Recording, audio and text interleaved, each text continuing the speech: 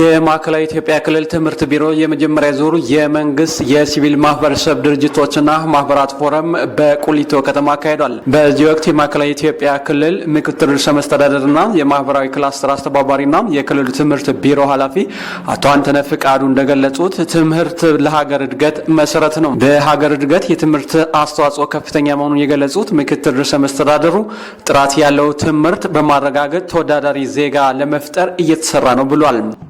የሀገራት ተወዳዳሪነት በቴክኖሎጂ ነው። በግልጽ የሀገራት ተወዳዳሪነት በኢኖቬሽን ነው።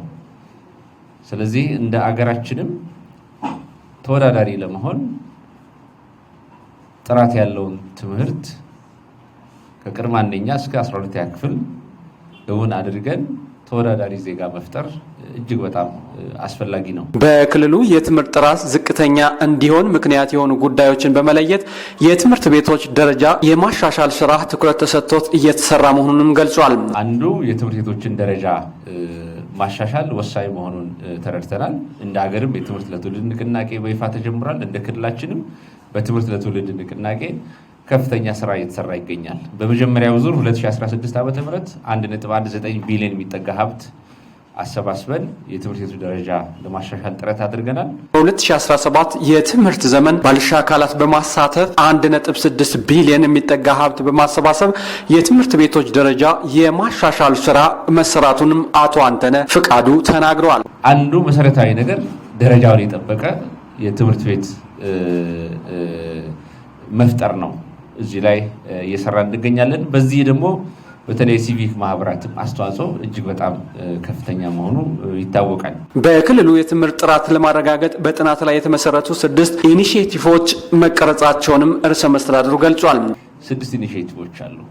እነኛ ኢኒሼቲቮች የትምህርት ጥራታችንን ለማሻሻል መሰረታዊ የሆኑ ኢኒሼቲቮች ናቸው። እነዚህ ኢኒሼቲቮች ላይ በጋራ መረባረብ ይፈልጋል። እነኚህ ኢኒሼቲቮች መሬት ለማውረድ መንግስት ብቻውን ከክልል እስከ ዞን እስከ ወረዳ እስከ ከተማ ያለ የመንግስት አካላት ብቻ የሚወጡት አይደሉም። የሲቪክ ማህበራትን ቅንጅት ይፈልጋል። የባለሀብቶችን ቅንጅት ይፈልጋል። የትምህርት ስራ እንደሚታወቀው ከፍተኛ ሀብት የሚፈልግ ነው። በጣም ከፍተኛ ሀብት የሚፈልግ ነውና ይሄን ከፍተኛ ሀብት ሁሉም ባለድርሻ አካላት መንግስት፣ ሲቪክ ማህበራት፣ ባለሀብቱ፣ አርሶ አደሩ፣ የተማሪ ወላጅ የሚመለከታቸው ቁልፍ አካላት በሙሉ እንዲረባረቡ ያስፈልጋል ማለት ነው። በክልሉ የተማሪዎች ውጤት ለማሻሻልም በትኩረት እየተሰራ መሆኑንም አስረድቷል። ባለፉት 2 ዓመታት በሰራነው ስራ ተጨባጭ ለውጥ አግኝተናል። ለአብነት የ12ኛ ክፍል አገር አቀፍ ፈተና በ2015 ትምህርት ዘመን የተፈተኑት 2.7% ብቻ ናቸው ዩኒቨርሲቲ ገብተው የነበረው። 2016 ሰፊ ርብርብ አድርገን 2.7% ተማሪ ብቻ ካለፈበት ትንሽዬ ፈቀቅ አድርገን 3.4 ማድረግ ችለን ነበር።